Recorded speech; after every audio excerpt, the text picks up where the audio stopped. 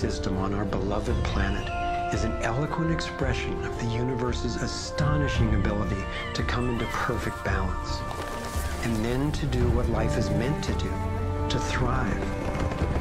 Thriving is the natural flow of life.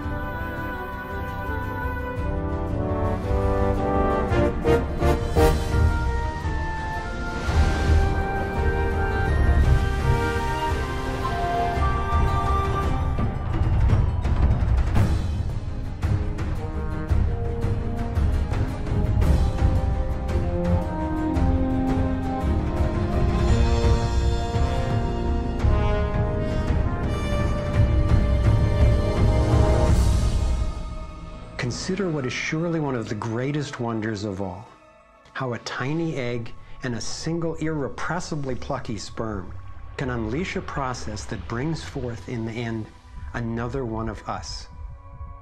A being of vast ability and unlimited potential, with a brain capable of complex and soaring self-reflection, legs made to dance and run, fingers nimble enough to weave a basket, play a violin, caress a face.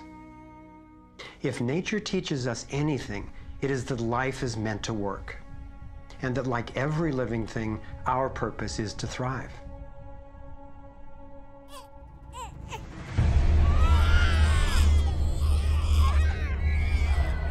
And yet, for the majority of people on the planet, life is not about thriving. It's about surviving, just trying to hang on. Is this really the best we can do? Did the universe labor for nearly 14 billion years only to bring forth a species that would end up as an enemy to life itself and to its own home? I don't think so. My name is Foster Gamble, and I have spent nearly a lifetime trying to figure out what happened. What is happening that could account for the staggering agony and deprivation on this planet? As a young man, driven by the misery I saw and by my fear for our survival, I set out on a journey, seeking to answer questions like, is it even possible for humans to thrive? If so, why aren't we? My research led me to places I never expected to go, revealing surprising discoveries that seemed unrelated at first, but which turned out to be crucially connected, as you'll see. I found a code, a pattern in nature that's been embedded in arts and icons throughout the centuries. I believe this code holds the key to a new source of clean, sustainable energy that could completely revolutionize the way all people live. I came to understand how our economic system is rigged, and I found out what we can do about it. My journey revealed ways we can claim our power to create liberating, healthy systems everywhere on Earth. I have realized that we are not a mistake. We are simply mistaken.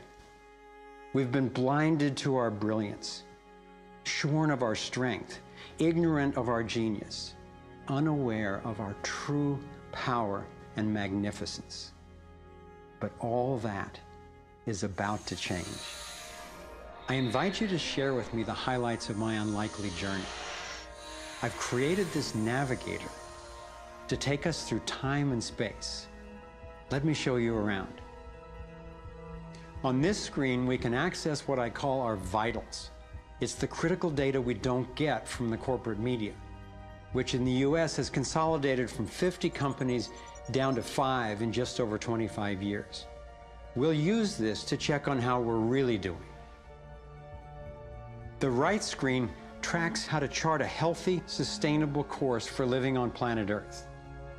I call these the navigating insights. And this will be our compass. Instead of a needle seeking north in our Earth's magnetic field, our compass is the shape of the field itself. And that shape, as you will soon see, has amazing technological and social ramifications. After a lifetime quest, I've come to believe that this pattern actually holds the key to a world that works for everyone. So let's go.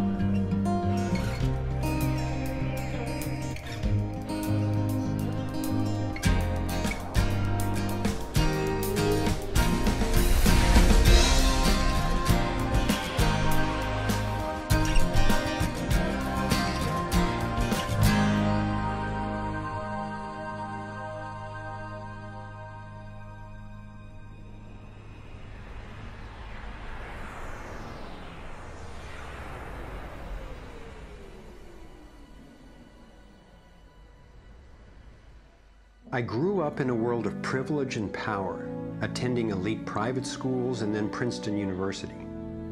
As a direct descendant of one of the founders of Procter & Gamble, I was groomed to be a leader in the establishment. But I chose a different path.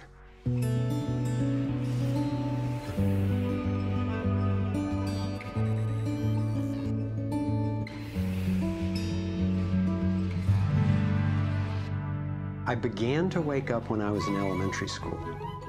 Adults were teaching me that the way to protect myself from a nuclear explosion was to duck under my desk and cover my head. That's when my serious questioning began. A couple of years later, I had a direct experience of universal energy. It happened one day when I was riding on a school bus, gazing out the window. I had a vision of a whirlpool pattern, and I just knew that the flow of energy I was seeing was the same in an atom as in our entire solar system. I felt deeply that I, too, was somehow made of that same pattern. This vision was what originally got me into science, into trying to figure out how the universe works and how we humans fit into the overall pattern of life energy. Years later, I learned that the pattern I saw is known by some in the scientific world. It turns out that in 1921, Albert Einstein got a Nobel Prize for discovering that when energy is released in the universe, there are little packets of wholeness that emerge. This pattern actually tells us a lot about how life evolves. Considering the enduring wonders of creation throughout the universe and how unsustainable so many of our human systems are, I figured learning how the universe creates and sustains life would actually be quite useful.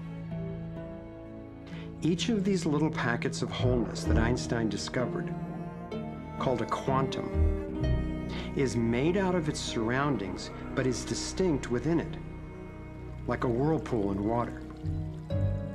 These packets are always the same pattern, no matter what size, and they are surprisingly relevant to issues as seemingly disconnected as the wars in the Middle East, the global financial collapse, and how to achieve justice for everyone. We're about to explore how. Mathematicians call this pattern the torus. The energy in a torus flows in through one end, circulates around the center, and exits out the other side. It's balanced, self-regulating, and always whole. I was first officially introduced to the torus by scientist and inventor Arthur Young. Futurist Dwayne Elgin explains how the torus is the primary pattern that nature uses for life at every scale. Evolution means to unfold, to roll out. So the question is, what is the universe rolling out? And what the universe is rolling out is self-organizing systems, and you can see this at every scale. A self-organizing system is a technical term for just a system getting a hold of itself, knowing itself, essentially. And if we go to nature, we can look at and we can see these self-organizing forms throughout. We can see it in the cross-section of an orange, the cross-section of an apple. We can see it in the dynamic nature of a tornado. We can see it in the magnetic field around the Earth, a similar magnetic field around an individual. We can see it in the structure of an entire whirlpool galaxy.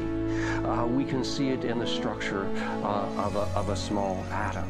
At every scale, throughout its entire history, the universe has one single project. It's growing toruses. The universe is a torus growing factory.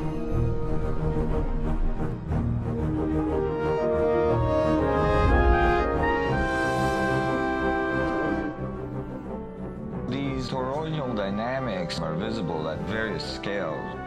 One of them is at the galactic level, which are huge spinning structures with billions of stars in it.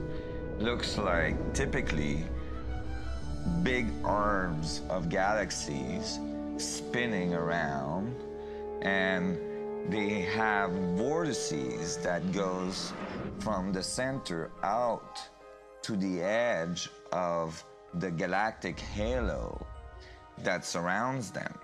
Stars move from this galactic disk out to the halo, down the vortices, and back out again. Stars like Arcturus, for instance, we know have done that path already. That's the appropriate description even for the atmosphere of our planet. The weather goes from the North Pole down to the equator and then back up, from the South Pole up to the equator and then back down. Even the dynamics on the surface of the sun are very similar. Of course, here we're looking at it from an external perspective on a small scale model. When you look at the solar system embedded in the galaxy, embedded in the cluster, embedded in the supercluster, we're traveling in this boundless sea of infinite torus flow.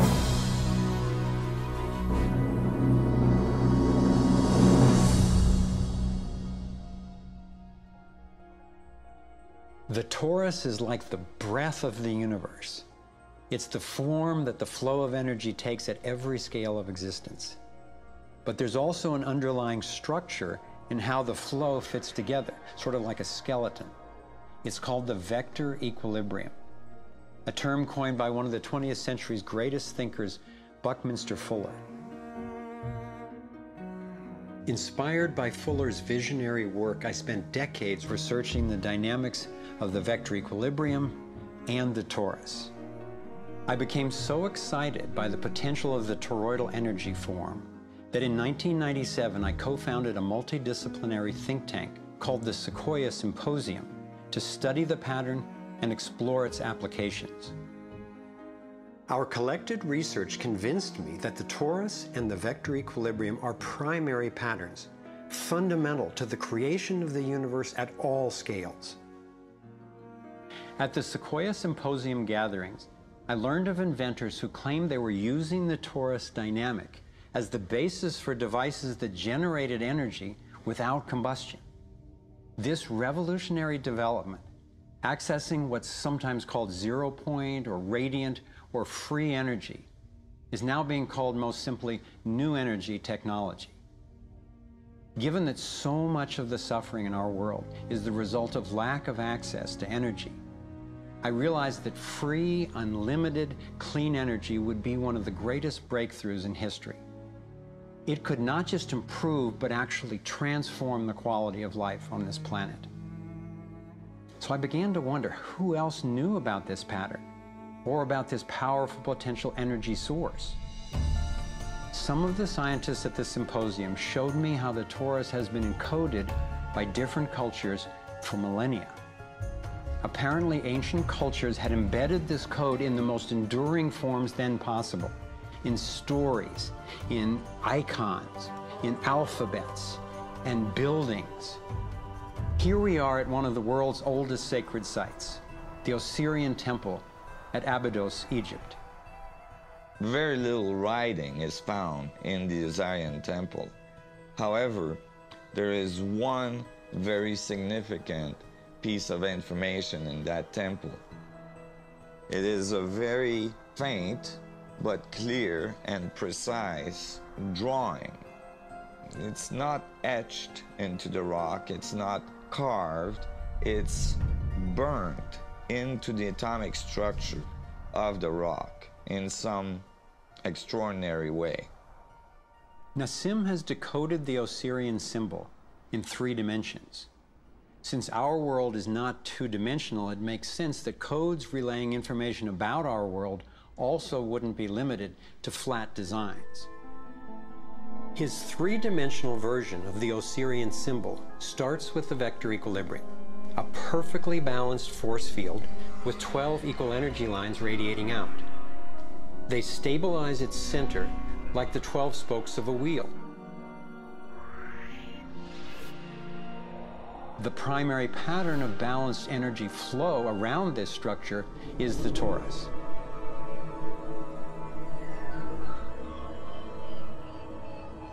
Here we expand to the next larger scale with a total of 64 pyramids called tetrahedra.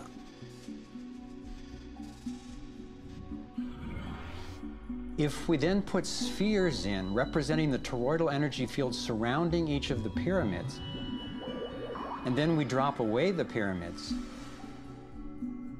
we end up with a matrix that is, amazingly, an exact overlay for the Osirian icon, a 3-dimensional model of the same pattern that was burned into the rock wall of the Egyptian temple thousands of years ago. Now we travel across continents, from Egypt to China, where the same geometry appears at another sacred site built in 1420. Then you go to the Forbidden City, where the sun gods reside, and where you find at the entrance the Fu dogs, the guardians of the knowledge. They guard the knowledge under their paw. The same geometry of 64 energy units is encoded again.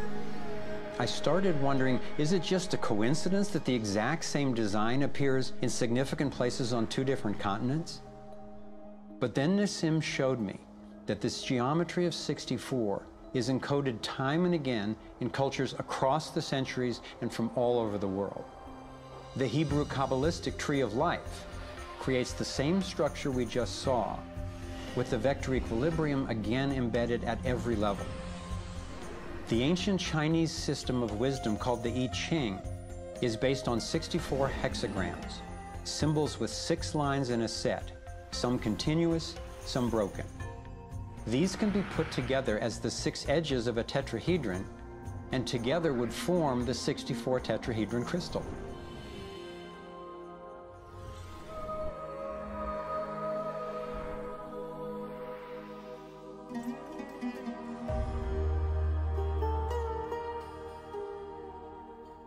This same pattern shows up in modern scientific research. The double helix has an alphabet of 64 codons that are used to encode our human DNA. I had seen that there was advanced knowledge of the living geometry of the universe thousands of years ago, but how on earth did they know about it? Most of the stories of ancient Egypt and Mayan and Incas talk about sun gods coming to the earth and teaching them engineering and writing and all of their science. I started to wonder if all these sun gods were not advanced civilization coming from another part of our galaxy. These texts and many ancient cultures describe them as coming in flying boats, or in the Vedic tradition, flying machines, and so on. There is many mention of these sun gods coming through time.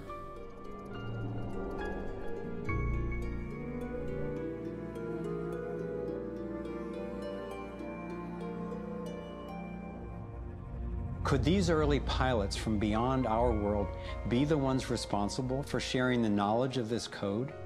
Could they actually be tapping its power to propel themselves through the cosmos? This isn't where I thought my research would lead me, and these notions were rocking my world. But Nassim has impressive evidence to back up his theories, and I could see no other rational way advanced math and physics concepts would have been recorded over 3,000 years ago. I sought out one of the most knowledgeable investigators, Dr. Stephen Greer, the founder of the Center for the Study of Extraterrestrial Intelligence. He's conducted hundreds of interviews with top-ranking government and military witnesses.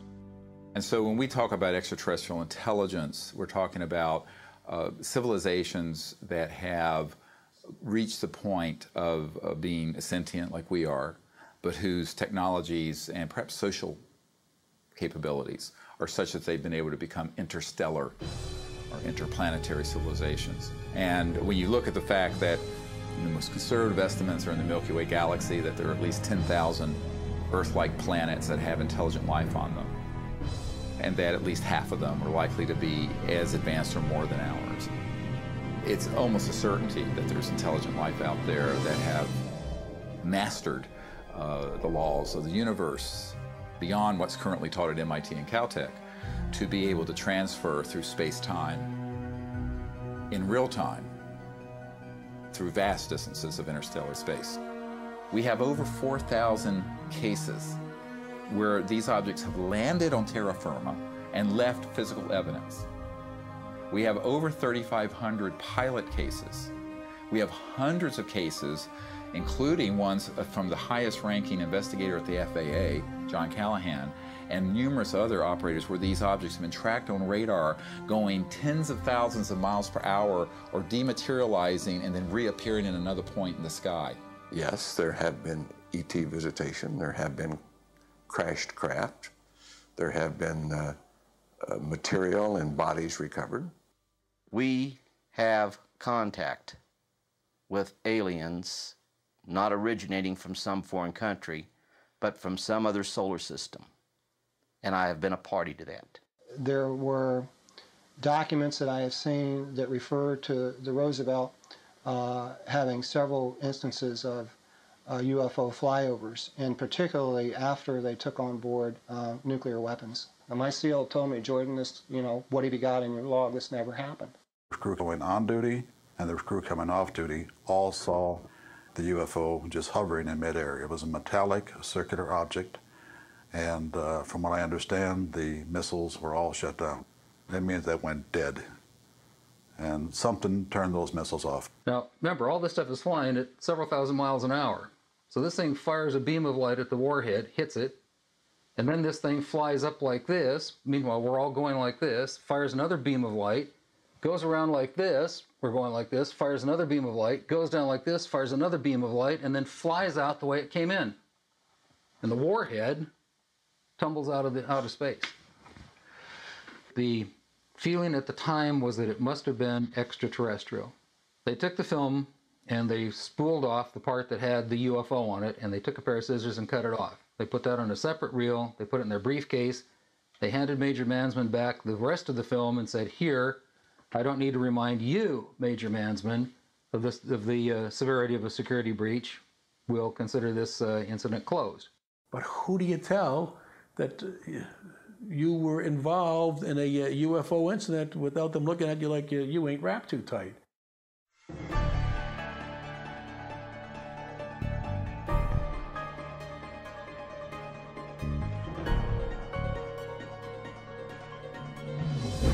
Out of all of the evidence for the existence of UFOs, one extraordinary phenomenon continues to astonish and inspire me.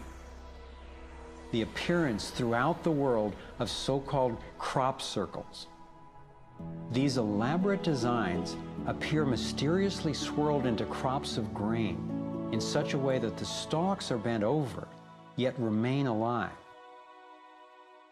More than 5,000 of these patterns have appeared in over 30 countries, most of them in England. The media has led many people, including me at first, to write these crop patterns off as hoaxes, the nighttime work of a few pranksters. Of course, there have been faked versions, but those made by human hands are crude compared to the vast majority of these elegant creations. Could hoaxers have created all 5,000 of these patterns?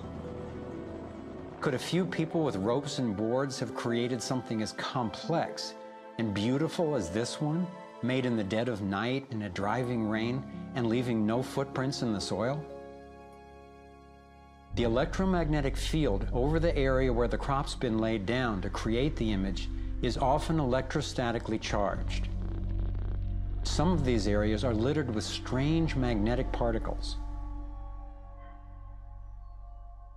One of the most amazing crop designs is not a circle, but a rectangle that seems to be a direct response to a message sent out into space in 1974. The message was a radio signal depicting our planet's location in our solar system and Earth's people, in hopes that it might be received and interpreted by an extraterrestrial intelligence. 27 years later, in 2001, this crop design appeared in England, along with what could be a self-portrait of the sender. This message matches the format of the NASA signal and describes a different solar system from ours, a picture of the sender, non-human DNA, and a microwave antenna they apparently used to communicate, rather than the radio antenna that we used. The antenna symbol had appeared a year earlier in exactly the same field, right next to a working radio wave antenna, like the one NASA used to send out the original signal. NASA continues to officially deny extraterrestrial contact of any kind. And yet, year after year, these spectacular creations appear.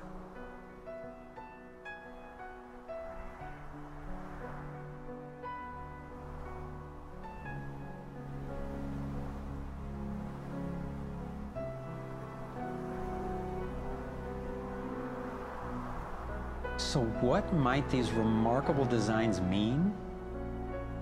Here are some two-dimensional versions that seem to be revealing the torus in 3D.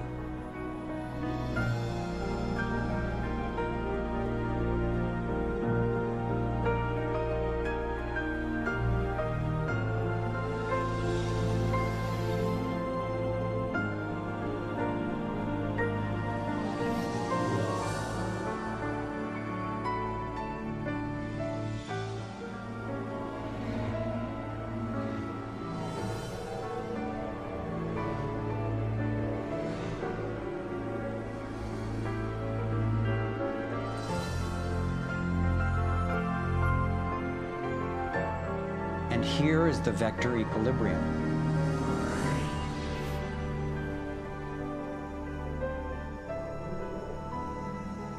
And the related pattern of 64 that we saw encoded in the arts of so many ancient cultures.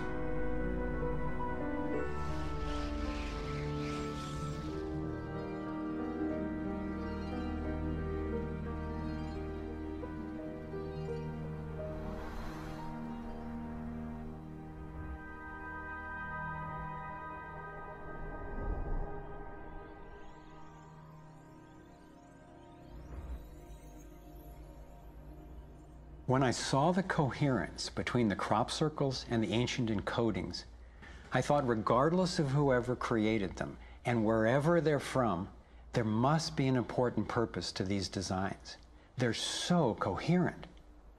I've come to believe that the pattern of the torus and the vector equilibrium, especially in the form of the 64 tetrahedron crystal, is showing us how energy works in the universe so that we can learn to align with it.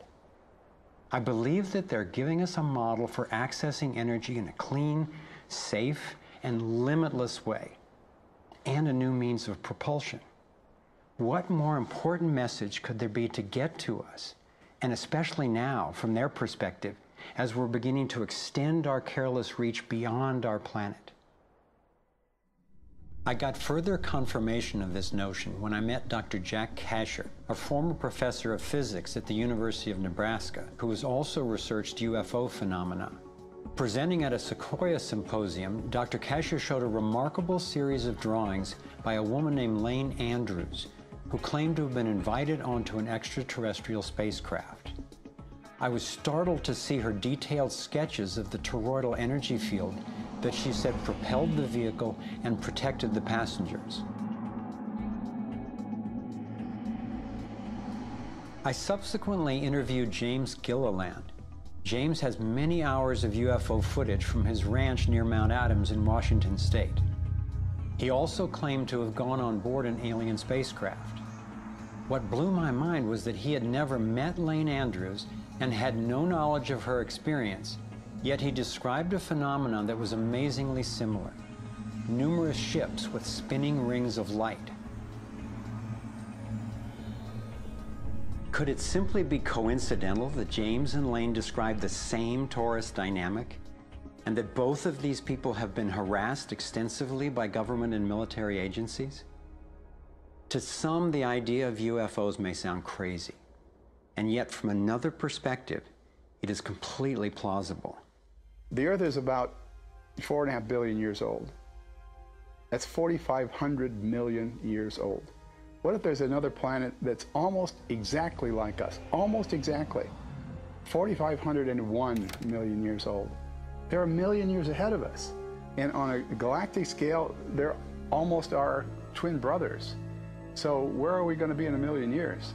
We'll have solved all these problems, and there's another way, whether it's wormholes or warping space.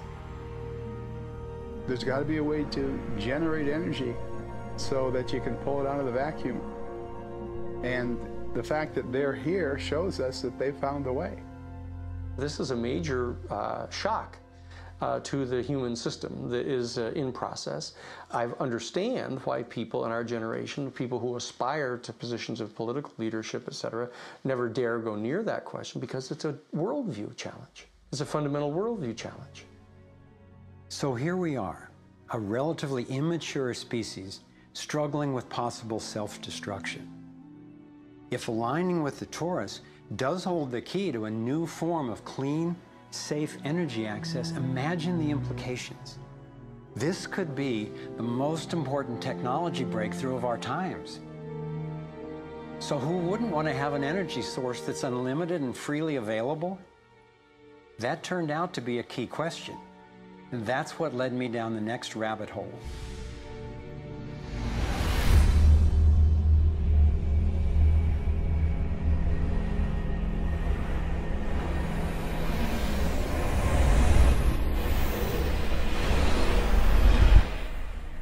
It turns out that scientists as far back as the early 1900s have been developing alternative ways to access electricity without combustion.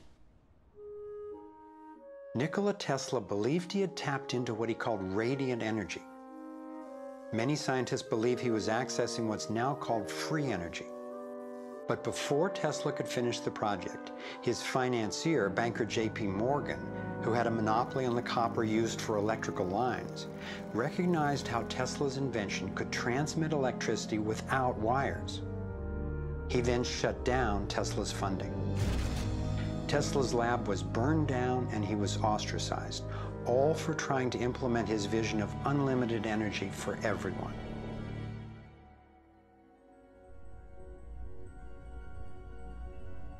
A modern-day inventor, Adam Trombley, was inspired by Tesla's work and by the possibilities of the torus. Trombley built a dynamo, a direct current generator that accessed electrical power right out of the air. We were trying to demonstrate that by mimicking the magnetic field of a planet and rotating this device, we could actually create a dynamo that would work. And in fact, it did work, and it does work. So when we contemplate nature, when we contemplate Jupiter, or we contemplate a dynamo like the Earth rotating in space, we're basically talking about a magnet which is rotating in space. And the lines of flux of the magnet are pouring down and through in this toroidal pattern of the magnetic field. It's also expanding and contracting. It's breathing. It's taking in the energy of space literally and transforming it. Right here in this toroid, we have enough energy to transform the entire Earth. And that's not just a theoretical statement, it's literally true. To contemplate the implications of this means that every single place on Earth suddenly has power. Every single person on Earth suddenly has power. We have universal abundance. Trombley had been invited to demonstrate one of his generators at the United Nations and the US Senate. But these events were undermined by the first Bush administration. Then the device itself was taken in a government raid. Trombley's experience isn't unique. Almost every time I found an inventor with a promising new technology in the field of free energy, he told a similar story of suppression. Inventor John Bedini began working with Tesla's theories of radiant energy decades ago and has produced an assortment of battery charging devices that generate more energy than it takes to run them. He announced that he was going to start offering them at low cost. Soon after that, he was attacked in his lab and warned not to produce the devices. For his own safety, he had to let go of marketing free energy. These are all devices from labs I personally visited.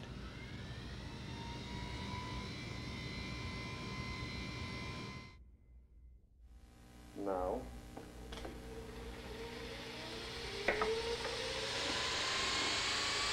Now, the quality of this footage is obviously poor, and I'm not expecting this to convince you. My point is that being there with these inventors, accompanied by experts, and seeing these new energy devices in operation convinced me that the technology is real. And the implications of that to me are absolutely thrilling.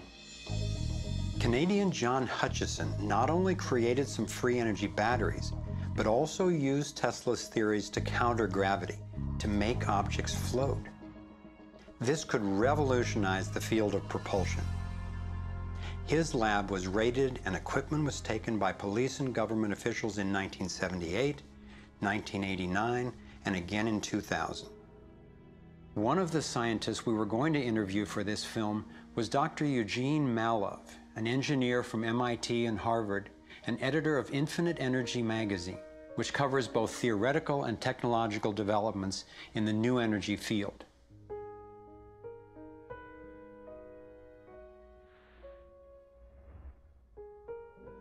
Dr. Malov was mysteriously beaten to death in 2004. If these inventors were all hoaxers and charlatans, I wondered, why are they being suppressed so consistently and so brutally? I asked free energy inventor Adam Trombley why he thought this technology was being suppressed, and if the UFO phenomenon was related. We've had major military people at great risk to themselves say, yes, these things are real. Why do you think the military-industrial complex doesn't want that statement to be made? Because you start thinking about what kind of technology is behind that. That's the bottom line. The suppression of UFO phenomena is hand in hand with the suppression of so-called free energy. The energy is extracted from the fabric of the space around us, which means it cannot be metered. That is a direct threat to the single largest industry in the world, energy. It's goodbye ExxonMobil, goodbye oil, goodbye coal, goodbye linear transmission of electricity through power lines, all that gone. Unfortunately, it's someone's $200 trillion piggy bank. The proven oil and gas and coal reserves are worth north of $200 trillion.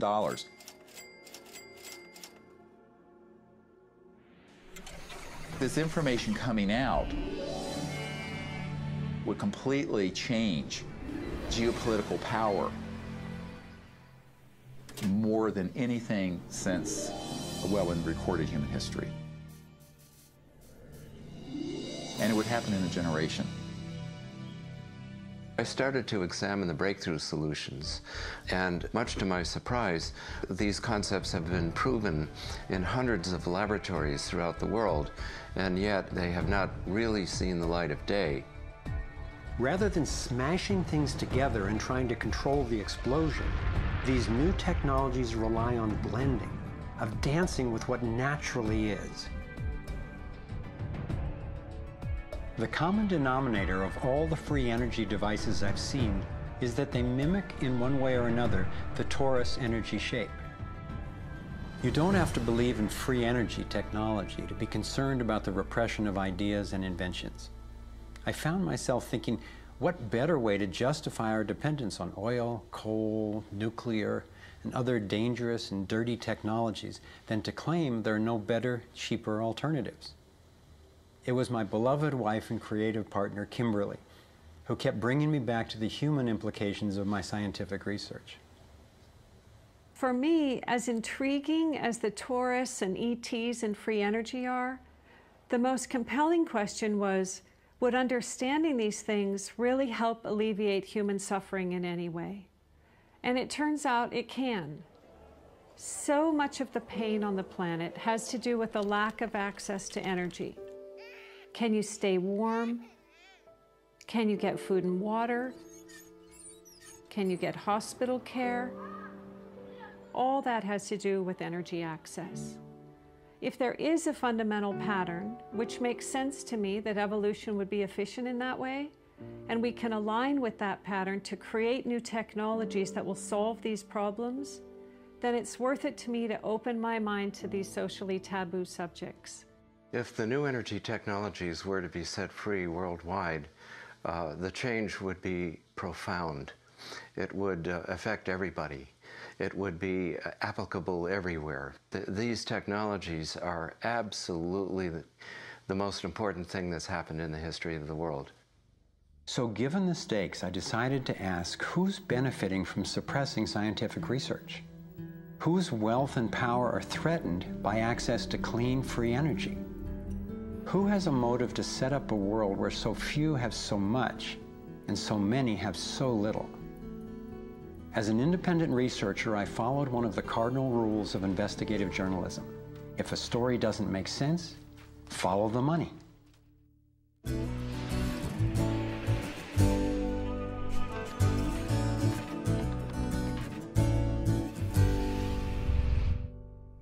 Our being dependent on oil ensures that energy corporations continue to reap phenomenal profits.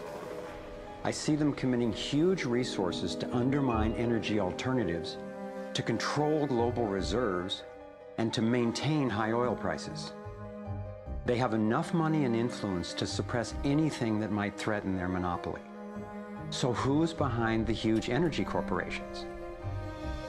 The Rockefellers' oil empire got started in 1870 when John D. Rockefeller founded Standard Oil and became America's first billionaire. Standard Oil has since morphed into ExxonMobil and others. And the Rockefellers control our food as well. They were primarily responsible for the global shift to large-scale petroleum-based agriculture.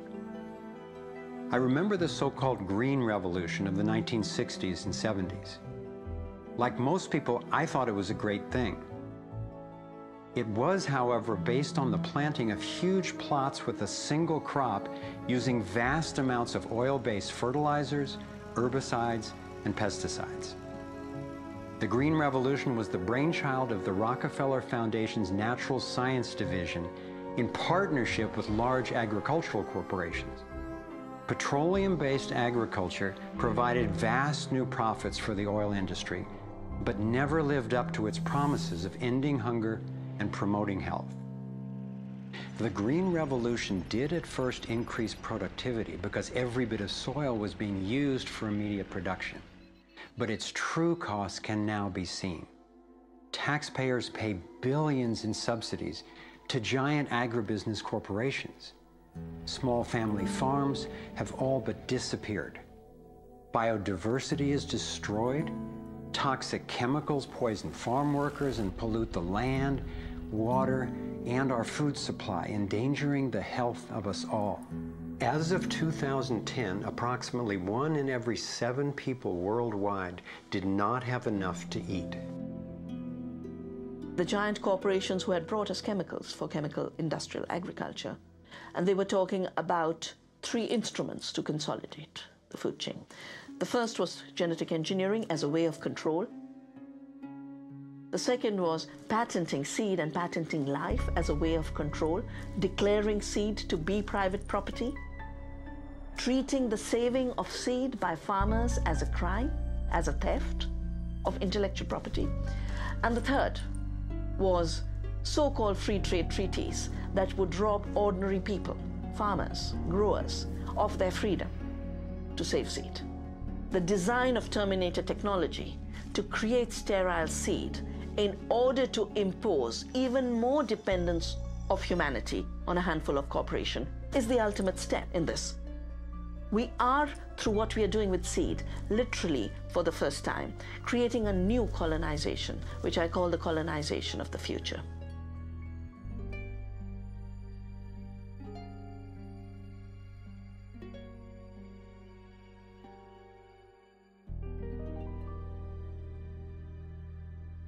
So in two crucial areas, energy and food, the same elite banking families and their corporations have taken control, and the consequences have been devastating.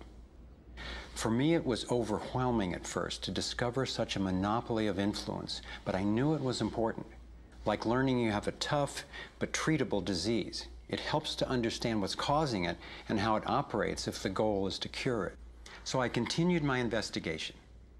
If oil and food are controlled by the big banking families, where else does their influence show up? As I followed the money, I began to see this same pattern of control in just about every area of our lives. And I always found the same families in charge, either directly through their banks and corporations or indirectly through their major foundations. Again, it was the Rockefellers who created the National Education Association with help from the Carnegie Foundation and later from the Ford Foundation. What the captains of industry wanted from our schools was an obedient and docile workforce who would be manageable employees and eager consumers. Schools are to establish fixed habits of response to authority. That's why it takes 12 years.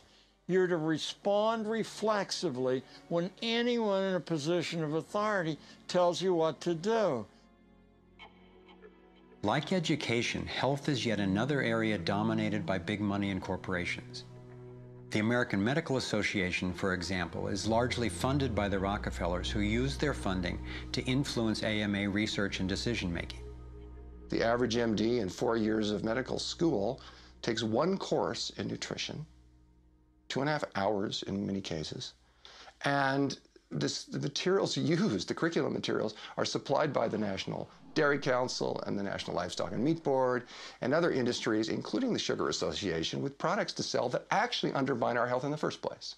Unfortunately, the way the system of medicine is set up, medical education is primarily funded by pharmaceutical companies.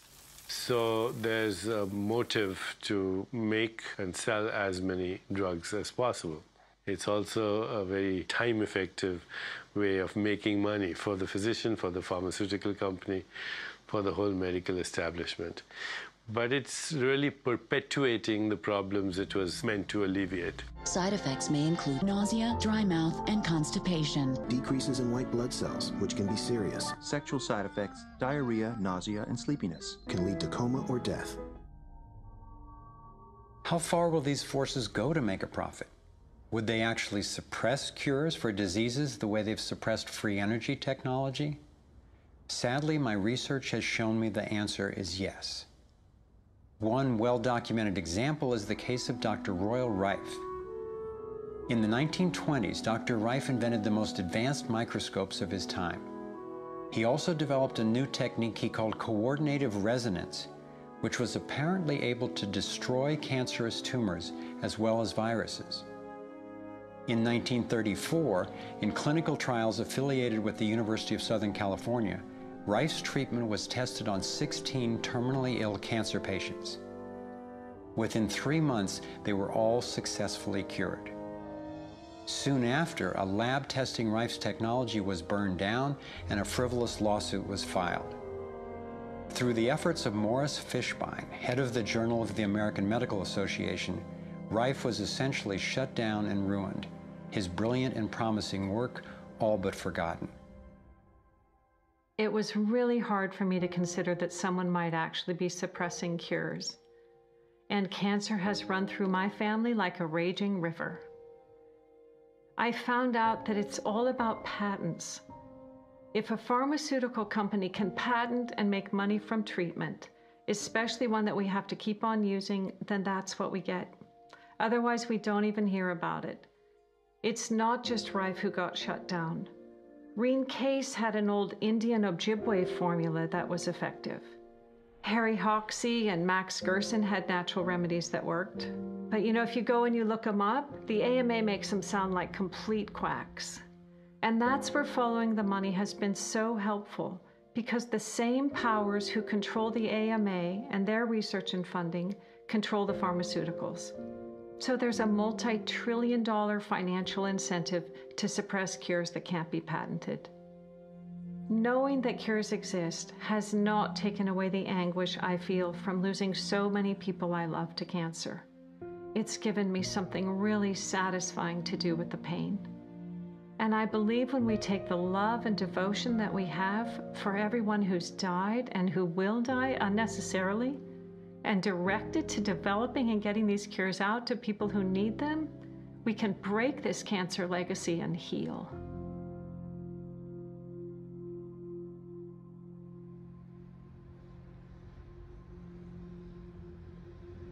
As difficult as it was for me, I have come to an inescapable and profoundly disturbing conclusion. I believe that an elite group of people and the corporations they run have gained control over not just our energy, food supply, education, and healthcare, but over virtually every aspect of our lives. And they do it by controlling the world of finance, not by creating more value, but by actually controlling the source of money. When I followed the money, I found that it took me up the levels of a pyramid. Here we are at the bottom level going about our daily lives. Above us is government, people who are given a monopoly on force and use it to tax and control us whether or not we agree. But who controls them? At the next level are the corporations. Many would say that it is now corporations and not nation states that rule the world. They call it a corporatocracy. To acquire the world's resources and control the markets, this corporatocracy must have access to cheap money. The big corporations get their loans at special rates from the big banks, which means that those who control the major banks, the moneyed elite, ultimately control the corporations. As I've followed the money, I've learned that almost everything I once believed about money is simply not true. It's interesting how few questions we actually ask about very everyday things, like when we go into a bank and we ask for a loan of, say, $50,000, £50,000, what actually happens? You see, most people live their lives based on a kind of vague image of what happens. What actually happens is you ask for £50,000, they type into your account £50,000. That's all they do. They don't mint any coins, they don't print any money, they don't move any precious metal anywhere. They just put £50,000 into your account on a computer screen. From that moment, you start paying interest on money that has never, does not, and will never exist. It turns out that banks actually have about 9 times as much money loaned out as they have on reserve in their vaults. This is possible because of what's referred to as fractional reserve lending. The way it works is that the Federal Reserve, or the central bank in any country, is legally allowed to determine the amount a bank must have on reserve. In the US, it's currently around 10%. So if you deposit $10,000 into the bank sets aside 10%, or $1,000, and then loans out the rest of your money. The way it works is, say another person comes into the bank and asks for a car loan of $9,000. At this moment, the bank loans out the $9,000 from your original deposit. It isn't there anymore. The borrower then pays the person selling the car, and they go deposit the money into another bank, which is part of the same central banking system. This $9,000 is treated as a new deposit, and the process continues. The money gets redeposited and reloaned until the initial deposit of $10,000 becomes $100,000. The banking system just created $90,000 by loaning out your money. Apparently it began with the goldsmiths in the 17th century when people were trading in gold. Gold was heavy to carry around, so people stored the actual metal in vaults and traded receipts instead. Those receipts were the first paper money.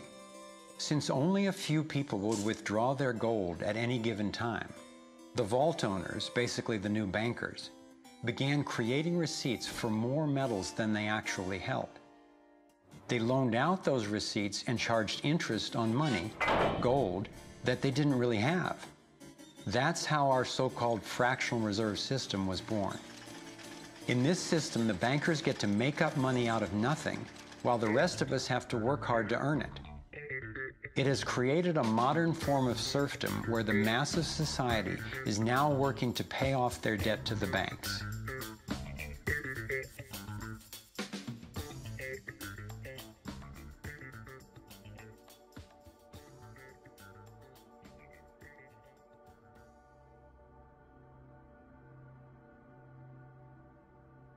Under this fractional reserve scheme, we inevitably become debt slaves to a ruling class of financial elite, not because they are better or smarter than anyone else, but because they have rigged the system to benefit themselves at the expense of most people on the planet. Catherine Austin Fitts is an expert on this issue. She was an Assistant Secretary of Housing and Urban Development under President George Bush Sr., and then an advisor to the Clinton administration. Let's set up a game of Monopoly and you want to buy Park Place. What I can continually do is just print money, give myself more money, lower the value of your money by printing more. No matter how hardworking you are or how successful you are, I can always end up buying you for free. So how come if you or I make up money, it's called counterfeiting, but if the banks do it, it's increasing the money supply? How did the banks get this power? This is Jekyll Island, where in 1910, representatives from the Rockefellers, Rothschilds, Morgans, and other private bankers gathered secretly to draft the legislation that would create the Federal Reserve. Ed Griffin literally wrote the book on what happened at Jekyll Island. Central banks are banking cartels which have gone into partnership with the respective governments in the countries where they operate. And they've been given monopolistic power over the creation of the nation's money supply. That's what the politicians handed to them as a gift, you might say, for the partnership. Now, in return, what did the bankers do for the politicians? They promised to create money out of nothing, now that they've got this legal power to do it anytime the government needs it. And since 2008, we've witnessed the greatest fake money printing run in recorded history. This financial sleight of hand disguises the costs, hides who's to blame, and leaves us as debt slaves working to pay off the bill. I found it revealing that in the same year the Federal Reserve was founded, 1913, the Internal Revenue Service was also established. An income tax was then instigated so you and I would have to pay the politicians' debt plus interest to the bankers. The problem is we have a privately owned central bank system in the United States disguised as a government-owned system. Now, if you look in the telephone book here in the Washington, D.C. area, you look up for Federal Reserve in the blue government pages, it's not there. It's in the white pages right next to Federal Express. It's a privately owned central bank. What is the proper relationship, what should be the proper relationship between a chairman of the Fed and a president of the United States?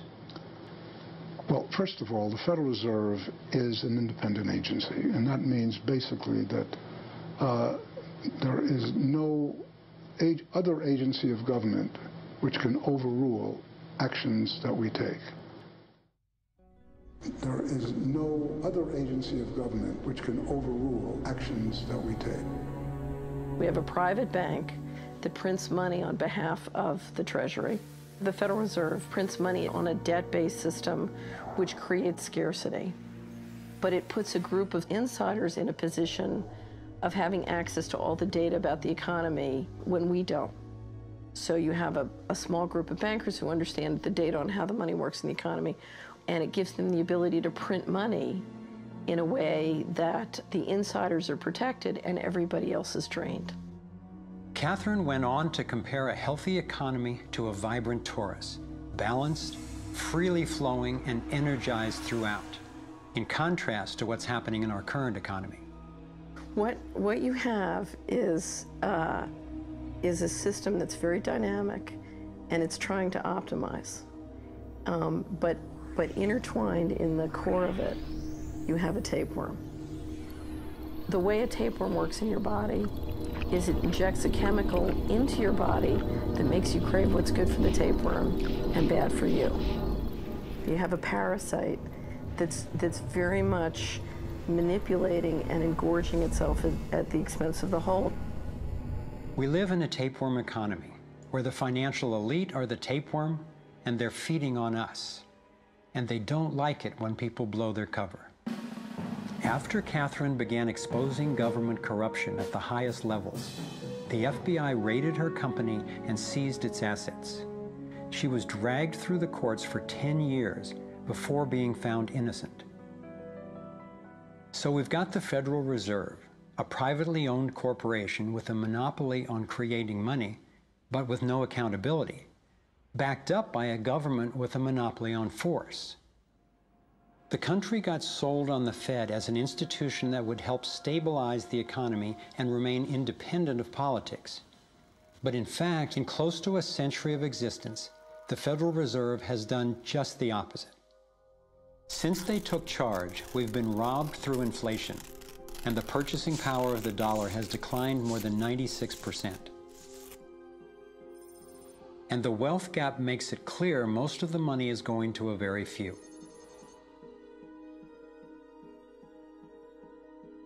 Only 16 years after the Federal Reserve was in power, America experienced the Great Depression. My research revealed that before the big crash in 1929, the elite bankers pulled their money out of the stock market. After the crash, they used that money to buy up cheap stocks and smaller failing banks for pennies on the dollar. Among the bankers who consolidated their wealth this way were the Rothschilds, Rockefellers, and Morgans. A similar scenario played out in the 2008 financial collapse, with the same bankers benefiting. In the years leading up to the collapse, the biggest banks, including Bank of America, Citigroup, and Chase, controlled by the Rothschilds, Rockefellers, and Morgans, were bundling and trading bad loans that they knew would eventually fail. It's like putting rotten oranges in a box and selling them as grade AAA. The bundlers of the debt knew it was only a matter of time before someone would open that box and see that the content was worthless, since they were the ones who packed the boxes in the first place. When the rotten oranges, what we hear about as unsound loans, derivatives, and credit default swaps, were finally discovered, everyone was impacted. People lost their homes, their jobs, their businesses, and their retirements. Meanwhile, the biggest banks who created the problem in the first place were the ones who got bailed out. Why's that? Why would the Federal Reserve give trillions to the banks, even though the majority of Americans were against bailing them out? And why not help those most in need rather than the perpetrators of the financial collapse? My research led me to believe that the same people who created the Federal Reserve, the Rothschilds, the Rockefellers, and the Morgans, still control it, and they use this scheme to bail themselves out at our expense. Many of the banks created are still the most powerful lobby on Capitol Hill, and they, frankly, own the place. I'm convinced that the near collapse of the economy in 2008 resulted from an orchestrated pump and dump scheme designed and executed by the big bankers to consolidate wealth and power. David Icke explains how he sees the Federal Reserve rigging the so-called business cycles. Stage one, it's like throwing a fishing line out. Stage one, you put lots of money, units of exchange, into circulation. You do this by pushing interest rates down, by making lots of loans. This is the part of the cycle we call a boom. Because there's lots of units of exchange in circulation, there's lots of money changing hands. That generates lots of economic activity. That generates jobs. And as more and more money is spent, there's more demand. So companies take out more loans of fresh air money to increase their production. people get confident in their everyday lives. Hey, you know, I work for this company, they've got lots of orders, it's really going great, my job's safe, I tell you what, we can have a bigger house. Then they start to change it. What they do is they pull the fishing line in. They push interest rates up. Now, fewer people, are taking out loans, and they make the criteria for having a loan from the bank stronger anyway. And also, now, as interest rates have gone up, a larger part of people's income is going to pay back the extra interest and not being circulated in buying things. Suddenly, there's nothing like as much money in circulation, and therefore, fewer things are being bought. Companies start to go down in terms of their profits, they start to shed jobs, and they start to go out of business. People lose their jobs, they can't pay the mortgage anymore of the big house they took out in the good times. Now what the banks are doing is starting to reel the fishing line in, because as they go bankrupt, companies and individuals, the banks get the real wealth, the property, the land, the resources that they had signed to them for lending merely figures on a screen. Now this economic cycle of fishing line out, fishing line back, lots of units in circulation, pull them in, has been going on for centuries. And what it's done, it's stolen and accumulated the real wealth of the world in the hands of the few.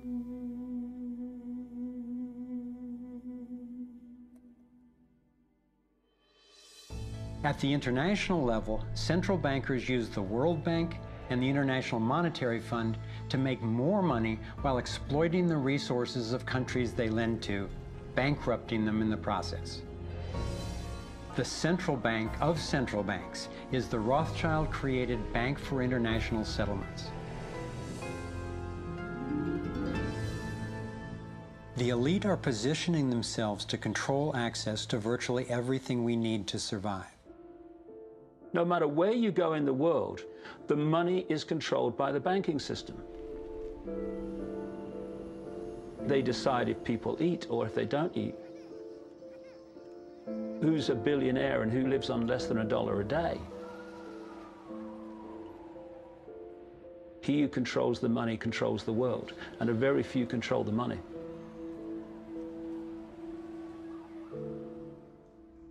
At this point, my view of the world had been turned upside down.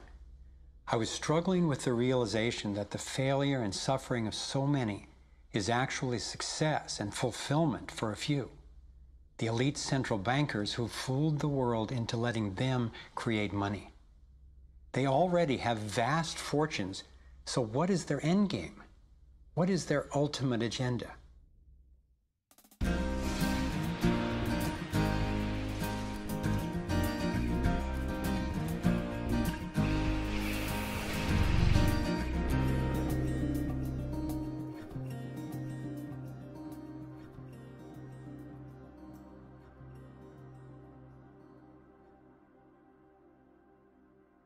I kept running across compelling evidence and credible experts saying that the secret agenda of the banking elite is nothing less than total global domination. At first, I resisted the idea, but I was committed to finding out what was keeping us from thriving, no matter where it might lead. One night I woke up at 3 a.m. with the burning question: if this small group wanted to dominate the entire world, what would they need to control to accomplish it? I jumped out of bed and started making a list. First and foremost, they'd have to control money, and they do. Controlling money allows them to run everything else. They'd need to control energy, and they do. They already control big agriculture and world trade. They're buying up water supplies worldwide. They've got health in their pocket, and they're trying to suppress natural alternatives. Mainly, they'd have to control what information we'd get and how we'd react to it. In America, the internet, our greatest tool for communication and grassroots organizing, is currently not controlled or censored, but its open status is being attacked from all sides. Governments, corporations, and the United Nations are all attempting to take control. For complete domination, dissent has to be controlled. They'd need to take away our rights, spy on ordinary citizens, and track every aspect of our lives. As the day dawned, I knew that a powerful elite had almost everything set up to rule the world. And I had the frightening realization that Big Brother is not just coming, he's here now. We are already in the Matrix. So how do we get out? To envision that, I realized I needed to discover what their ruling structure looks like and how it works. A relatively small group of families, especially the Rothschilds, Rockefellers, Morgans, and Carnegies, along with the Harrimans, the Schiffs, and the Warburgs, have been leading the controlling elite in the West for generations. I'm not implying that every individual in these families is aware of or active in the global domination agenda. However, I'm convinced the heads of these dynasties control the corporate and banking interests that carry out the sinister scheme that is destroying so many lives. Those secretly driving the agenda have been known by many names. Leaked reports confirm that they meet throughout the world, behind closed doors, to discuss their agenda.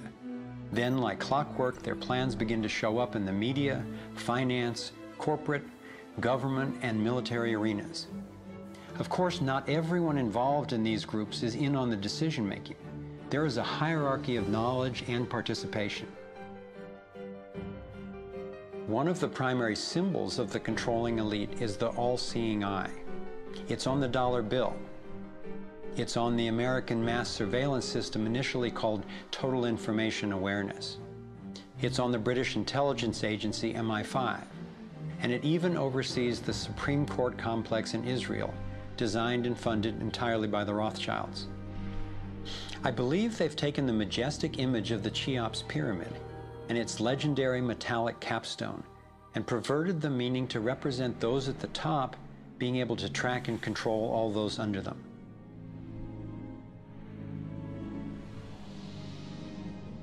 One of the painful ways this information has been used is by people who want to promote anti-Semitism.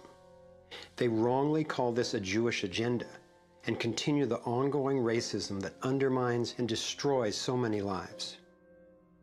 Let me be clear, this is definitely not a Jewish agenda.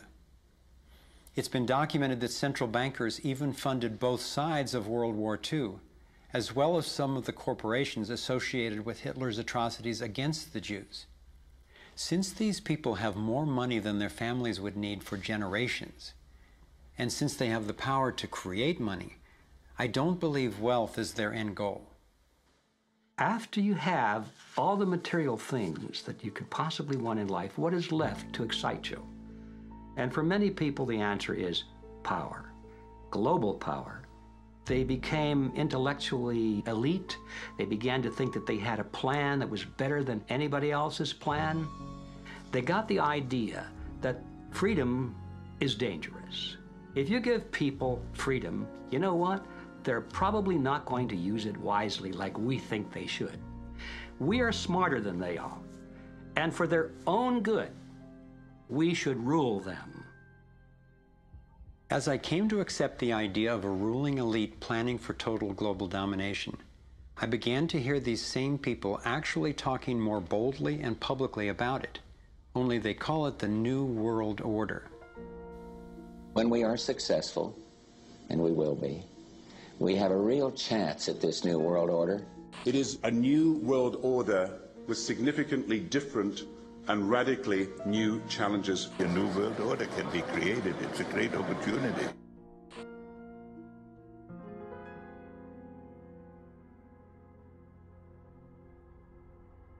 Given the condition of our world, a new world order can sound like a great idea.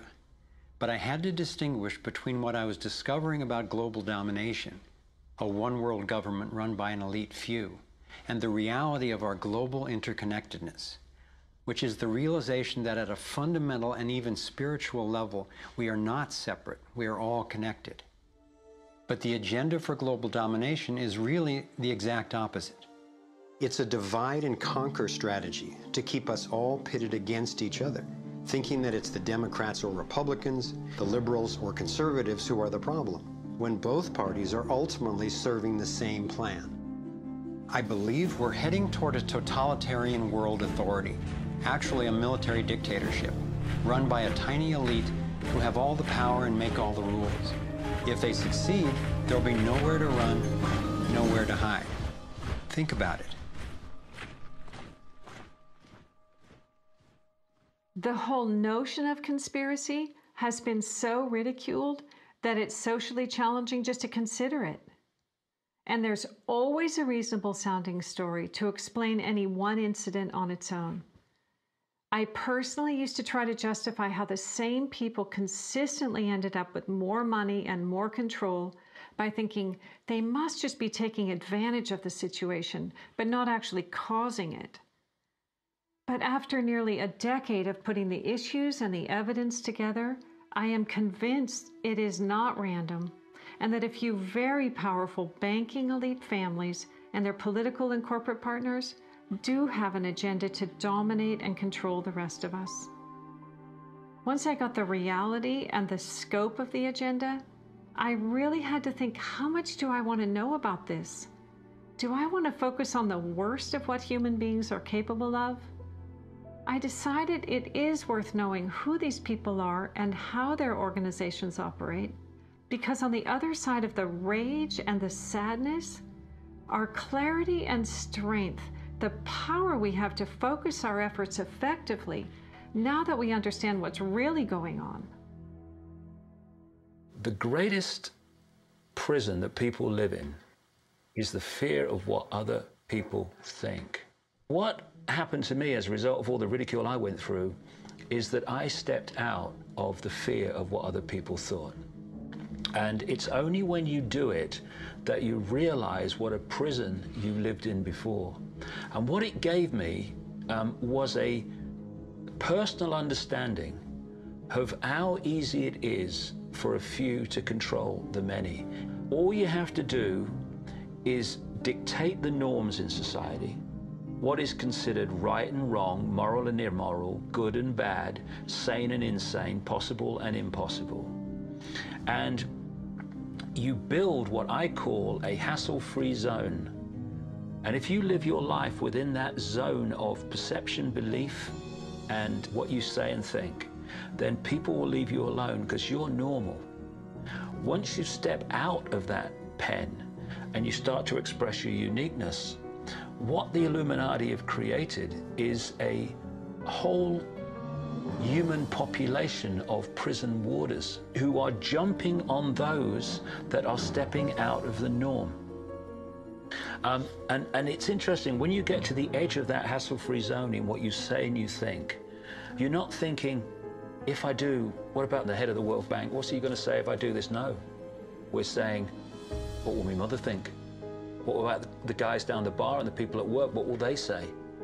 And what the Illuminati have done by creating the norms, they have created an absolute army of people to impose those norms on each other. Their grand strategy for global dominance is already being implemented.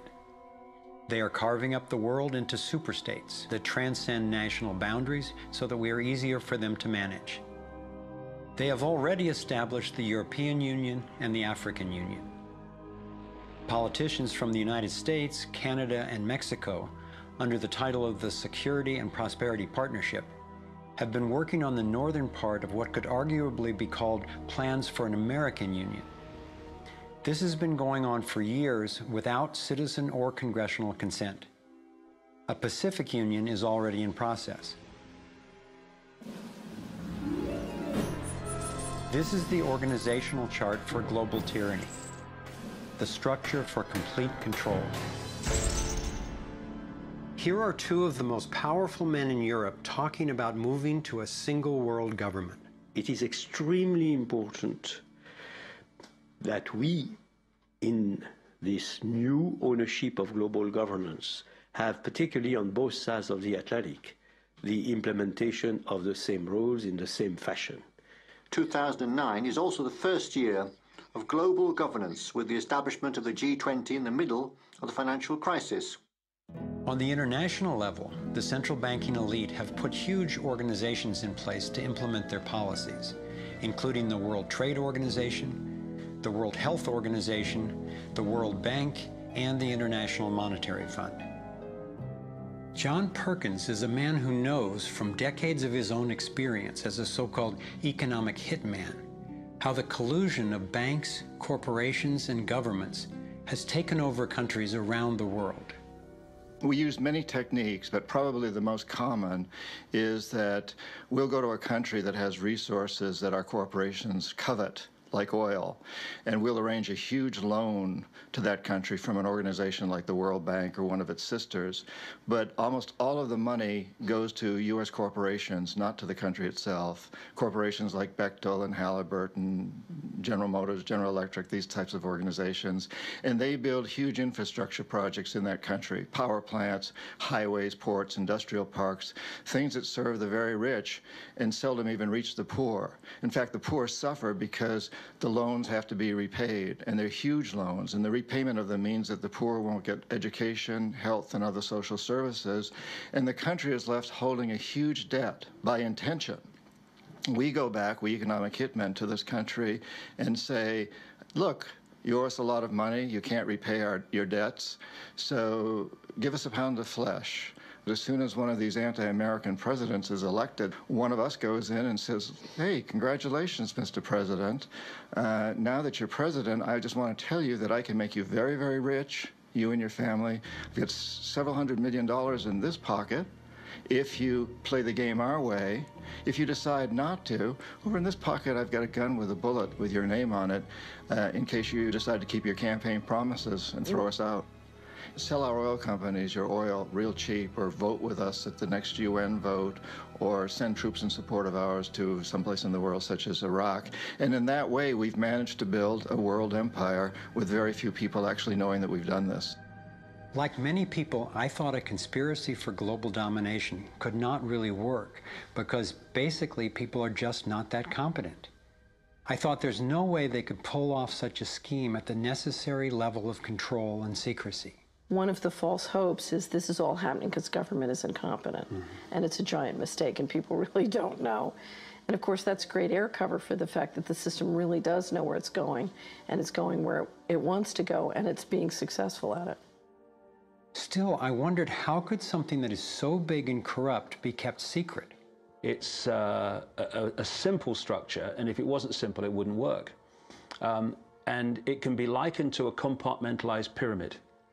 If you look at any organization today, no matter whether it's a transnational corporation, a university, a government, a secret society, they're all structured as a pyramid. And as the CIA and other intelligence agencies talk about, they have this need-to-know system. Only let people know as much as they need to make their contribution and no more. So you take a bank, an individual bank, not that there is such a thing. At the bottom, you've got the people you see when you pass your check over the counter in the bank. Now, they don't know what the bank manager behind them knows and is discussing. They only know what they need to know to do their job. The bank manager in the office behind them, he doesn't know or she doesn't know what's happening at the next level, and they don't know what's happening at the next level. And eventually, you've got a tiny few people at the peak of the pyramid of that banking structure. They're the only ones that know what the real agenda of the bank is and what the direction is that they're going and why. This kind of compartmentalization explains how the Manhattan Project, which developed the atom bomb in World War II, was kept secret despite having 130,000 people working on it. When I first let in the scale and the intentions of the agenda, I felt like I had the flu for about 2 weeks. But then it dawned on me. Here was this well-planned, well-orchestrated attempt to squelch human potential, and still our brilliance shines through. Even though we've been systematically distracted and repressed, people have come up with innovative, ingenious solutions to a huge number of the problems that we face. It's not our fault that we didn't recognize how organized and intentional this scheme is. It's our challenge. I looked at the kind of world the controlling elite have already given us, and I had to ask, what kind of world would we be living in if they had absolute and complete domination over everyone, everywhere? In this new world order of theirs, a tiny number of people would exercise total control over the lives of everyone through a system of intrusive surveillance, violent suppression of dissent, and debt slavery. Imagine tiny islands of opulence surrounded by a sea of misery, where the mission of the military is to protect the haves from the have-nots. I've come to believe that their endgame is truly ominous, and that they will stop at nothing to continue implementing their plan.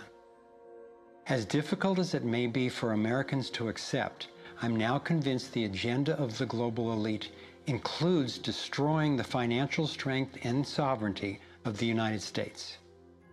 With its history of free speech and armed revolt, America represents the major hurdle to global consolidation of power.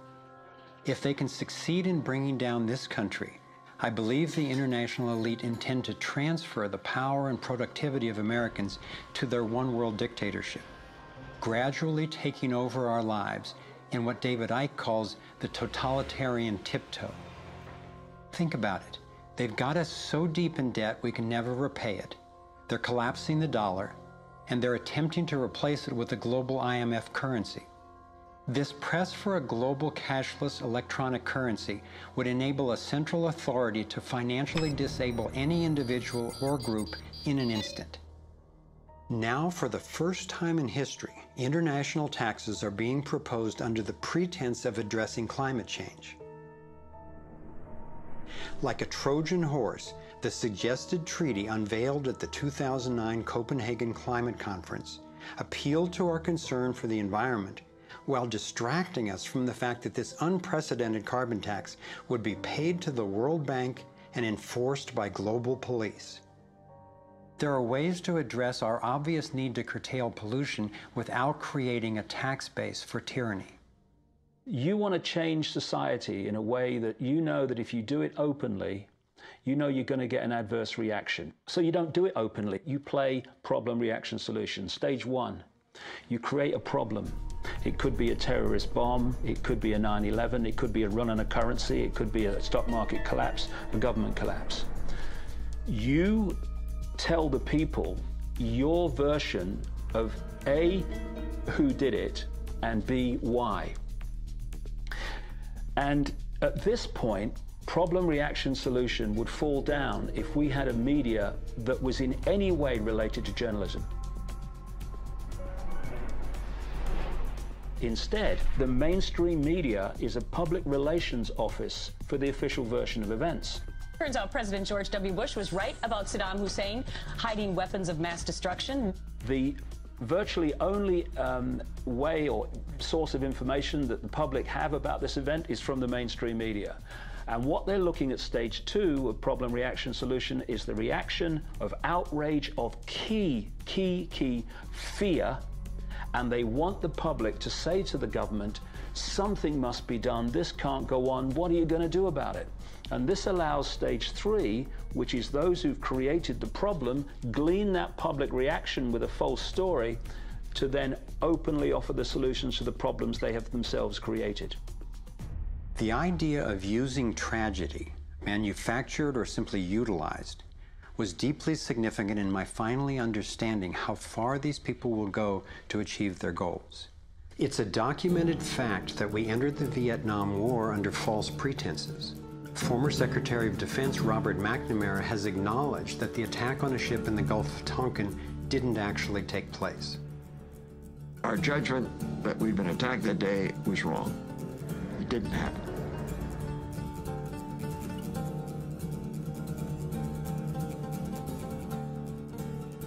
More recently, former President Bush used non-existent weapons of mass destruction as a pretext for invading Iraq. Tactics like this are sometimes referred to as false flag operations. An increasing number of people believe that 9/11 was a false flag operation by the global elite in order to set the stage for taking over Middle East oil and dismantling U.S. constitutional protections. There are lives in the valleys. There are people under fire. There are children at the cannon. There is blood on the wire. There is blood on the wire. There is blood on the wire. There is. Most of what's needed for a police state is actually already in place. Right now in America, any of us can be imprisoned without warning or due cause, and we can be kidnapped, tortured, and assassinated legally if the government decides what we are doing is a threat to their plan. All they have to do is name us as a suspect in their so-called war on terror. We're being watched more and more. In 2010, there were 30 million surveillance cameras recording us in the US alone. When we demonstrate, we're now relegated to what are euphemistically called free speech zones. Zones for free speech? Every phone call and email we send is collected and archived and can be inspected at any time.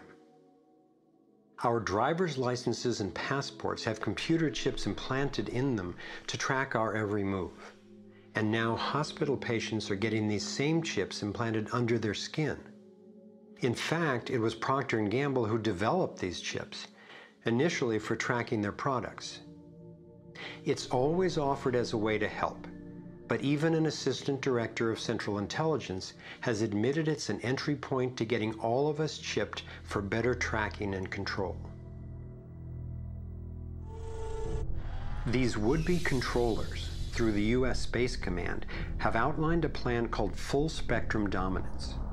Sophisticated satellite surveillance, as well as directed energy and laser weapons, which are already developed, have the ability to target dissenters anywhere on Earth. I believe they are also trying to ensure they can deal effectively with any resistance.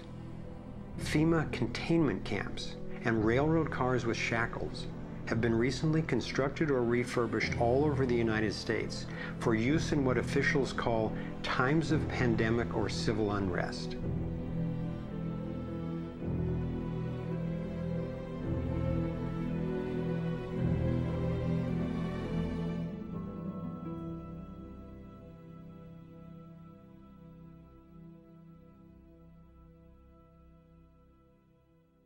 There's one more brutal realization about the global domination agenda that I need to share. This was a horrible one for me to grasp, but without it, this inquiry would be dangerously incomplete, and our solution strategies would be inadequately informed. In my research, I came across convincing evidence that their plan actually includes the elimination of the majority of the world's population. As sick as it sounds, it makes sense that they would be better positioned to succeed in their quest for absolute control if there are fewer of us to manage. Every time I've thought they wouldn't do that, I discovered I was wrong. I found startling documentation that eugenics is one of the core pillars of their plan. Eugenics is the practice where some people get to decide who's worthy to breed and who's not. Sterilization is one of the many insidious ways this covert plan is being implemented. In 1904, the Carnegies funded the first eugenics laboratory in Cold Spring Harbor, Long Island. The Rockefellers funded involuntary sterilization of people of color through their eugenics programs and funded the Kaiser Wilhelm Institute in Germany to further the racial supremacy agenda later adopted by Hitler. In 2007, the U.S. Department of Agriculture and Homeland Security funded a proposed project to aerial spray over 7 million people in urban areas of Northern California. After citizens organized against the plan, officials were forced to reveal that the spray included multiple toxins that can cause disease and disrupt the reproductive cycle. Fortunately, civil resistance stopped the project. The U.S. government has been caught over 30 times covertly experimenting with toxic chemicals on its own citizens, from soldiers, prisoners, and Native American reservations to entire towns and counties. Mass covert sterilization of women and girls, usually using secret additives to vaccines, has been exposed in Brazil, Puerto Rico, Nicaragua, Mexico, and the Philippines. These have been under the auspices of such programs as John D. Rockefeller's Population Council, the U.S. Department of Health, Education, and Welfare, where Nelson Rockefeller was undersecretary, and the Rockefeller-founded World Health Organization. Novartis and Syngenta, in cooperation with the U.S. Department of Agriculture and the Department of Defense, have field-tested a spermicidal strain of GMO corn that would render male consumers infertile. This was quietly announced as a contribution to the world overpopulation problem. The list goes on and on. Right now, global human fertility is plunging. I'm convinced that this is no accident. For me, being willing to consider and research a direct depopulation agenda was critical to my getting the whole picture and to generating responses that could be sufficient to the task we face. I know this may sound crazy, but imagine that it's 1932 and we're in Germany. If I told you that in the next decade millions of people would be exterminated, you would say impossible. No one would do such a thing.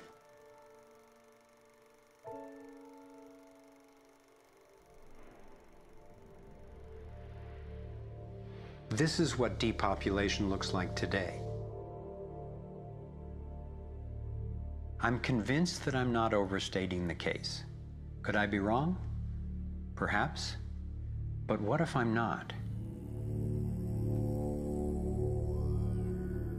We are at a critical fork in the road in human evolution. One road is leading toward tyranny and possible self-destruction. The other would lead us to a peaceful, healthy civilization based on honoring the rights and freedom of every single person on the planet.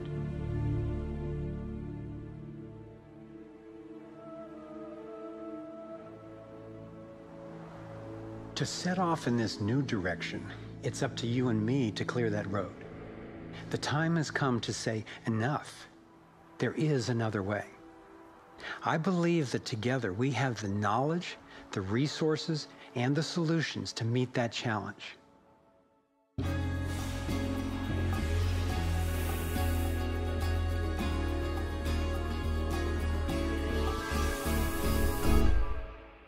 I see this process as nothing less than a struggle for the soul of humanity.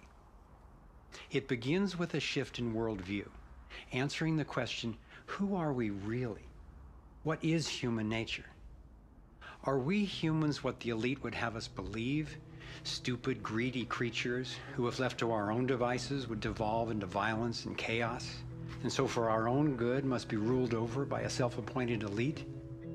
Or are we naturally caring and creative?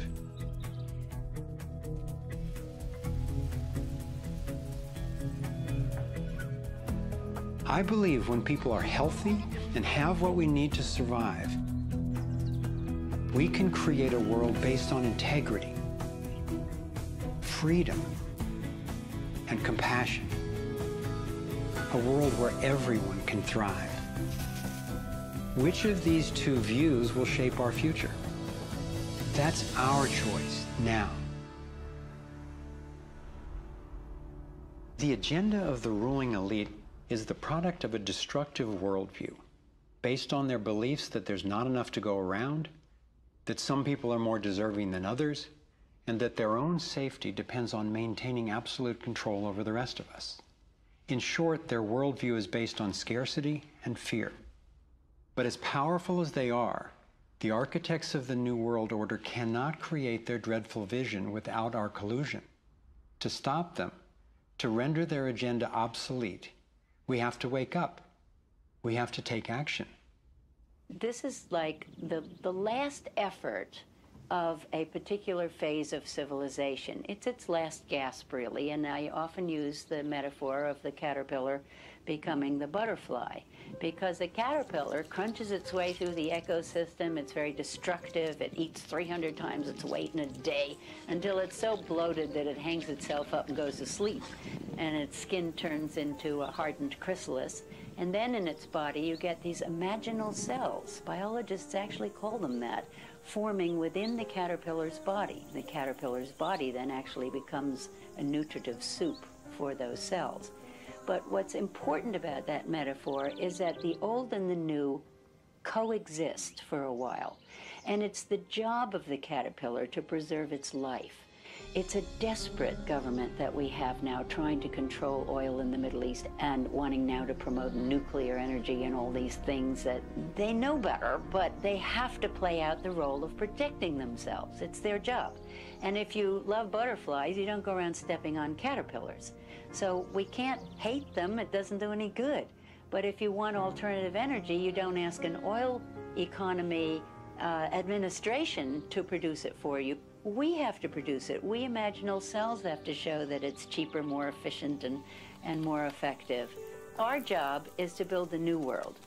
If we had the vision and a worldview that says our crisis is a birth and everybody's needed and everybody will have more of what they truly want, you could turn this desperate world into a renaissance of human creativity and love. It may seem that the controlling elite has all the cards, but we have many advantages of our own.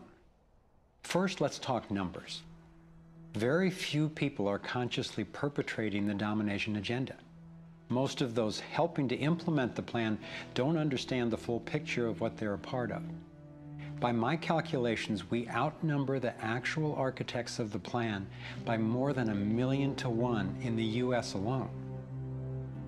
Entrepreneur and environmentalist Paul Hawken estimates that there are now well over 1 million organizations in the world that work towards social and environmental justice, comprising the largest social movement in the history of humankind. This movement, when connected electronically, could become a network of networks that will be the most powerful activist force for change ever. If you look at the people who are involved with restoring this earth and stopping the damage and resisting the depredation and nurturing change and reimagining what it means to be a human being, and you're not optimistic, then you might want to get your heart checked, because there is an extraordinary, beautiful, gorgeous, fierce group of people in this world who are taking this on.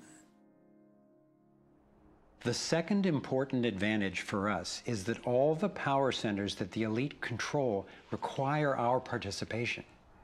If enough of us withdraw our support, their plan can't work. This is true of the central banks, the military, the corporate media, the government, and more. And following the models of Mahatma Gandhi and Martin Luther King Jr., we have the power of nonviolent non-participation. It takes tremendous energy, resources, and deception to try to dominate the lives of others. In moving toward freedom, on the other hand, we have on our side the evolutionary life force and what Gandhi called satyagraha, the simple power of truth. In India, we have thousands of villages which are now freedom zones. So we will not accept patenting. We will not cooperate with it, just like Gandhi did not cooperate with soil laws. We will not allow chemicals and genetically engineered crops to enter our ecosystems because they threaten this biodiversity. And this freedom movement, which is a freedom movement for all species, not just for individual humans, is something that's growing so fast and is reflected in the movement for GMO-free zones in Europe. I turn my back, and there's another 1,000 GMO-free zones. 90% of Italy, 90% of Austria. The freedom zones around the seed, around food, are creating massive shifts. In Bolivia, a grassroots movement took to the streets, relentlessly banging pots and pans, and eventually stopped the foreign corporate takeover of their water resources. Though very little is shown by the corporate media, there are countless success stories going on every day all over the world.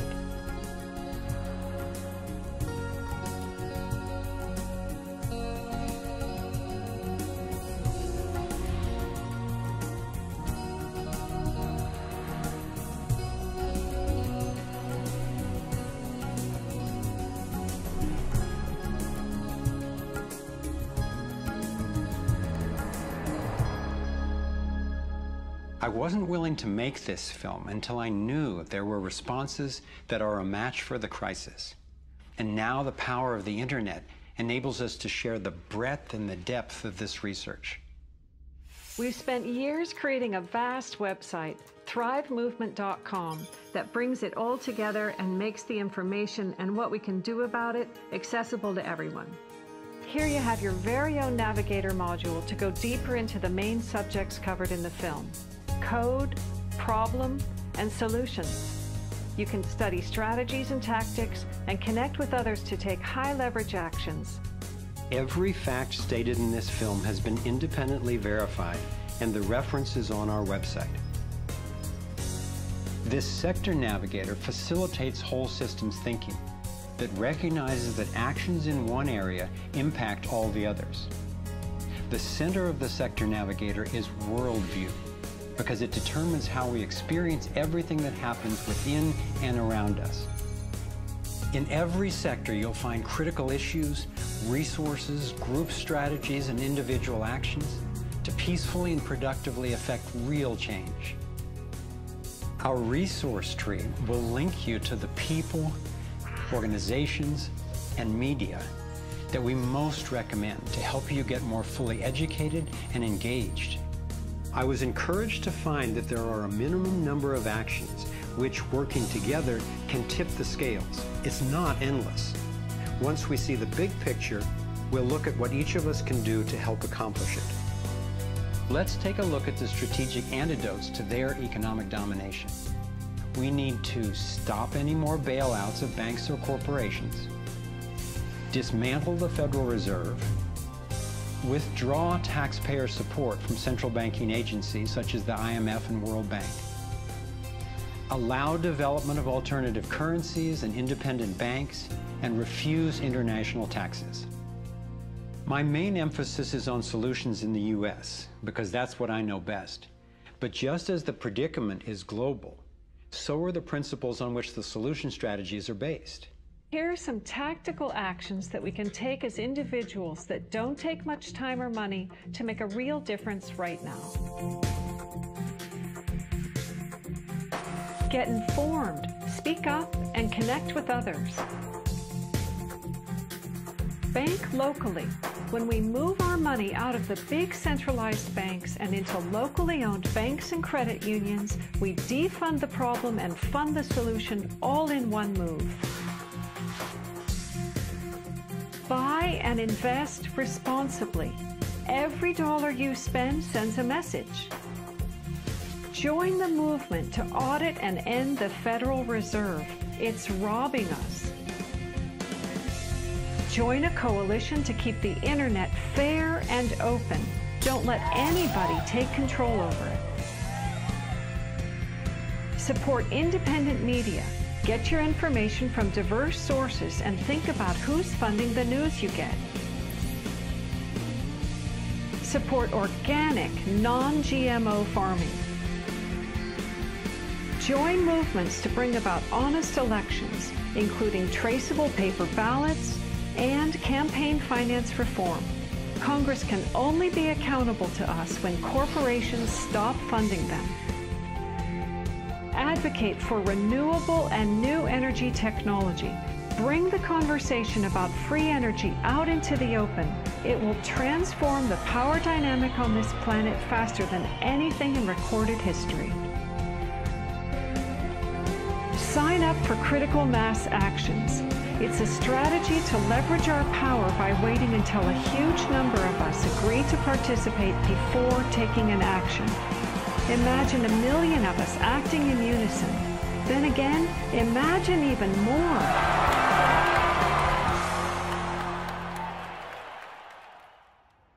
I've been inspired by how many grounded solutions and real-life problem solvers there actually are. Akila Sherrills is one person whose work especially touched me. He helped broker a gang truce between the Crips and Bloods. One of the things that we discovered in the process of waging peace in the neighborhood was that conflict is healthy. You know, it's unresolved conflict that actually leads to violence. When we first launched the peace treaty, we had a lot of success in our first year. Gang homicides dropped 44% in the neighborhood based upon our actions. Akila describes what happened when two rival gang leaders finally met after the truce. The brother came up to him and told him, man, look, I know you got some hard feelings for me. You know, maybe I got some hard feelings for you. He said, but because of this truce, man, he said, I'm willing to put all of that to the side. And he stuck out his hand. He hugged him and he said he closed his eyes because he was preparing for a sharp, a knife to enter his back. He was waiting for for a bullet, to be shot into his stomach. But he said after a few moments, he held that embrace. He realized that, that it was genuine. I believe that having a clear picture of our potential is as important as uncovering what stands in its way. So I want to take you to a possible world of the future.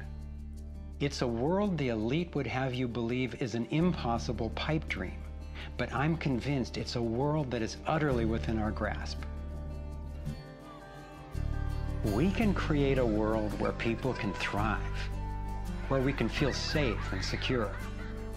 The air, water, and food are clean. A world where communities are capable of producing their own energy and food, and trade is open and fair. Rather than focusing on punishment, instead justice restores lives and losses. Insurance pays doctors to keep people healthy. Education is voluntary, serving the needs of individuals instead of corporations. We get honest feedback from independent media. There are no subsidies and no bailouts. Imagine that with an honest money system, little or no taxes, and low electric and fuel bills, you would have the money to pay off your home and car and be free to save and invest. You would enjoy more wealth, freedom, and security, all while working the same or probably less. Let's say I started a mutual fund for my neighborhood, and all the neighbors had stock, okay? And so they healed the environment and their stock went up in value. So instead of getting drained financially, they're making money. They're making money from things that make their kids safer and prevent the planet from dying. So you kind of have your cake and eat it too. Instead of working all week to make money and then coming home and trying to save the planet on the weekends, you can spend Monday through Friday making money saving the planet and then, go to the beach. This vision of a thriving world is based on what could be called the liberty perspective. There is a simple principle that underlies this approach: non-violation. Nobody gets to violate you or your property, and you don't get to violate anyone else, except in genuine self-defense. This is the one rule I've found that every single person agrees with, at least for themselves. I believe that non-violation is the true north of humanity's moral compass and our core navigating insight. This insight can guide us and protect each and every individual as we set up voluntary, self-sustaining systems. It is a way of living that I can stand for wholeheartedly and without reservation.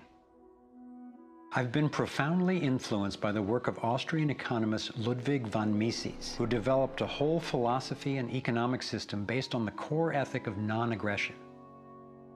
Motivated by having witnessed the ravages of communism and fascism in Europe, he committed his life to finding a just way. He recognized that those systems, as well as socialism and even democracy, wrongly assume the rights of the collective, or the group, to be more important than those of the individual. I had always gone along with the view that more people will thrive if we consider the group's needs above the individual's. But when I took a closer look, I found it doesn't really work that way. In the name of what's best for the group, governments have been responsible for most of the war, death, and destruction on the planet. More than 200 million individuals were killed in the 20th century alone. So how would applying the principle of non-violation change this dynamic? It would take us from incremental change of a fundamentally flawed system to a complete transformation where not just some, or even the majority, but everyone could truly have the opportunity to thrive. In order to implement the principle of non-violation, it makes sense to me to honestly re-examine our past, because it doesn't work to try to build a healthy living system on top of an unhealthy one. We have to go back to the most fundamental acts of injustice upon which the country was founded, in the seizure of the lands of the people and the slaughter of their women and children, in the rendering destitute most of the remnants of these people, is such a grievous wrong that we believe that we have to deal with that, to come to grips with that in a fundamental way. Understanding that they're not wrongs that were done and completed 150 years ago. They're wrongs that are continued every single day. So you have, through the history of North America and the United States, over 500 treaties signed with indigenous nations where every single one of them now has been violated.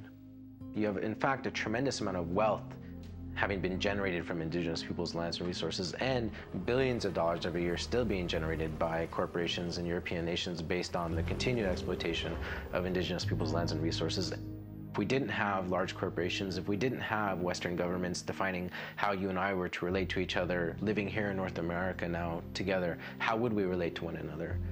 How would we make it different? It's going to take time and courageous effort to shift the consciousness and accomplish the tasks that will move us toward the world I'm talking about. And yet I know of no greater gift that we could give to future generations. We can't do everything at once. I envision 3 overlapping stages of the solutions process. In stage 1, we bring as much integrity as possible to our current systems. If we cut the U.S. military budget in half, it would still roughly equal the defense spending of the entire rest of the world. Between that and getting rid of the Federal Reserve, over $1 trillion a year would be freed, enough to feed everyone on our planet, deal with social issues, and heal our environment. Many people believe that widespread starvation and poverty are inevitable, but compared to war, eliminating poverty and restoring the environment are cheap.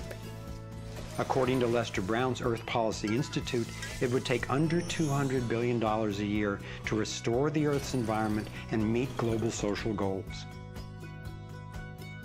But this stage isn't the end goal of the liberty perspective. While stage 1 has a lot of the compassion typically associated with a liberal Democrat agenda, stage 2 reflects much of the wisdom of the traditional conservative worldview. In stage 2, we shrink government's role to protecting individual liberty and stewarding things we share in common, like ecosystems and the airwaves we use to communicate. As the system gains integrity and we move to sound currency, people will have enough money to have more control over everything that affects them. Stage 3 grows out of the increasing freedom that people gain in stages 1 and 2, as they have more money and more time. There is no involuntary tax and therefore no involuntary governance. There's no monopoly on force. There are rules, but no rulers. Rigorously protecting individual rights turns out to be key for honoring our interdependence. We can be distinct and unified at the same time. As utopian as this can sound at first, I've been thrilled to see how much practical thinking has been done to deal with tough issues like healthcare, crime, and education. These 3 stages validate the best of both the liberal and conservative perspectives that have divided us for so long, and then reconcile them at a new level, around non-violation, a core ethic we all share. Stage 3 honors human incentive and finally includes the rights of not just many, not just most, but everyone. The torus provides a template for a society based on integrity and wholeness. It conserves what's working. It has built-in feedback so it can self-correct and innovate to maintain balance. We can apply these and other features of the torus dynamic to our human social systems. I truly believe that aligning consciously with the fundamental life energy pattern at every level, physical, emotional, mental, interpersonal, and environmental, is ultimately the art, the science, and the celebration of love. And that's what we're here to learn. The fundamental insight of our interconnectedness changed the way I approach everything. In my own life, I found a practical expression of this philosophy in the modern, nonviolent martial art of Aikido. It offers powerful guidance on how to respond effectively and non-aggressively to the global domination agenda. Morihei Ueshiba, its founder, taught that to practice Aikido, one must mimic the movements of atoms and galaxies. Just as free energy technology blends with the toroidal pattern to access unlimited power, Aikido, the way of harmony, blends with the energy of an attacker, redirecting it to peaceful resolution.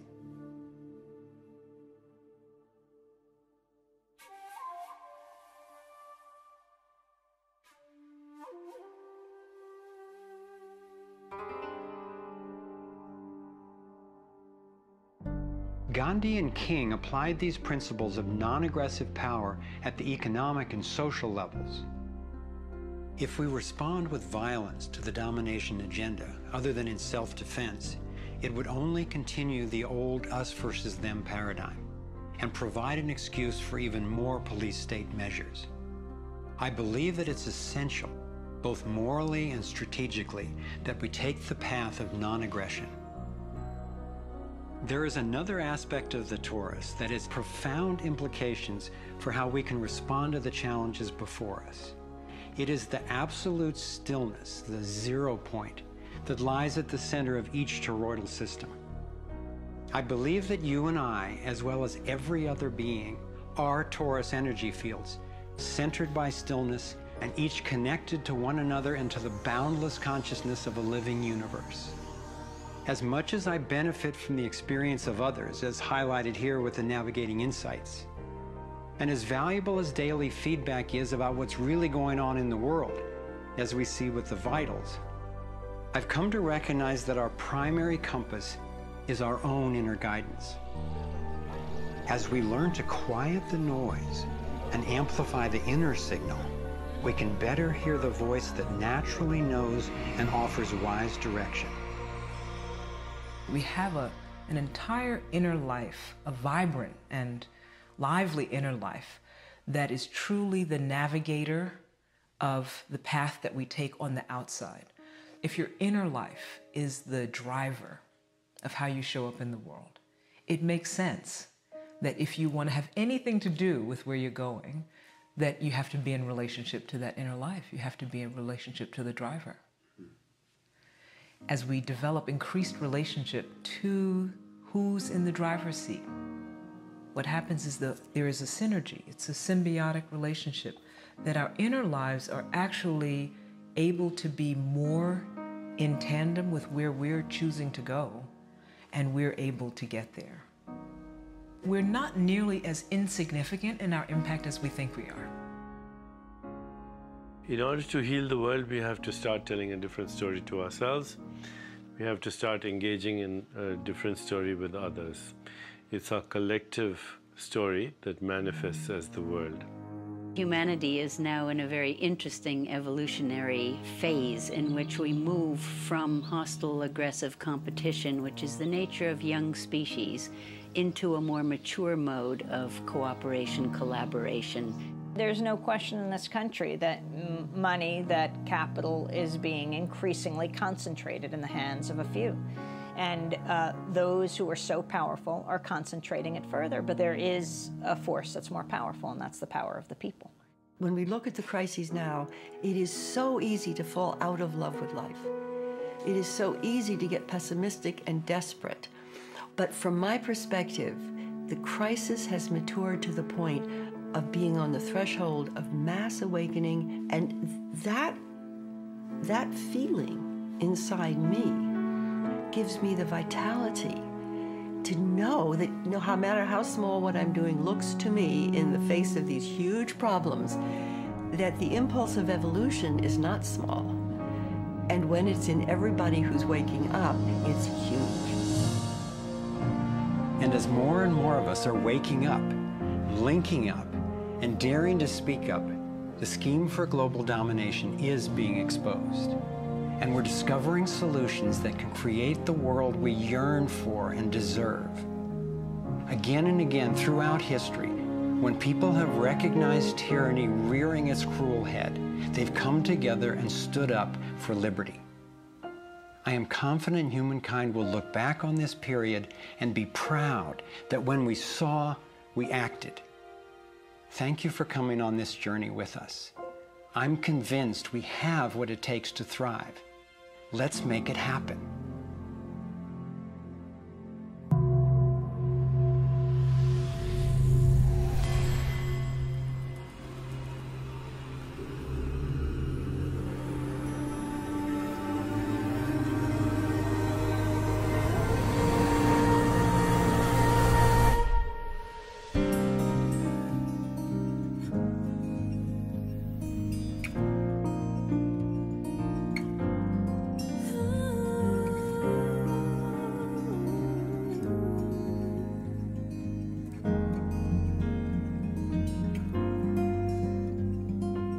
Cycles repeating, the earth is speaking, singing time has come.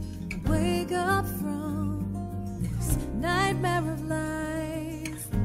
So many shattered lives reaching out, crying out for freedom, crying out for love. Carried by the current, till we stand side by side on the brink of a brand new dawn. We come together while the waters rise. There's a stirring deep inside, deep inside. We come together to stand up for our lives. What on earth does it take to thrive? While we've been sleeping, hearts were beating so much closer than you ever knew. Beneath the noise, there is an inner voice whispering, clear and true. The veils are finally lifting, our ways becoming clear. There's a dream without a limit, and a vision so strong, every person knows they belong. Come together while the waters rise. There's a stirring deep inside, deep inside. We come together to stand up for our lives. What on earth does it take to thrive? Come together while the waters rise.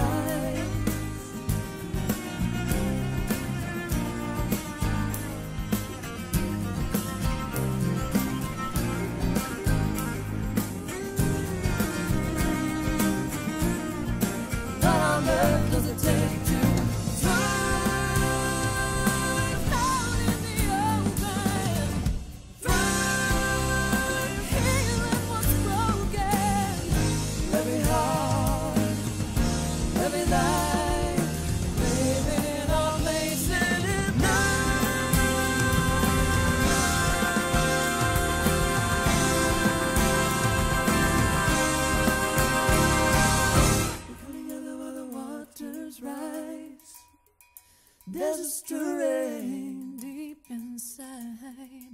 deep inside, come together to stand up for our lives. We all have what it takes to thrive. We come together while the waters rise. There's a stirring deep inside. Deep inside. We come together to stand up for our lives. We all have what it takes to thrive. We come together while the waters rise. There's a stirring deep inside. Deep inside. We come together to stand up for our lives. We all have what it takes to thrive. We come together while the waters rise. There's a stirring deep inside. Deep inside. We come together to stand up for our lives. We all have what it takes to thrive. We all have what it takes to thrive. We all have what it takes to thrive.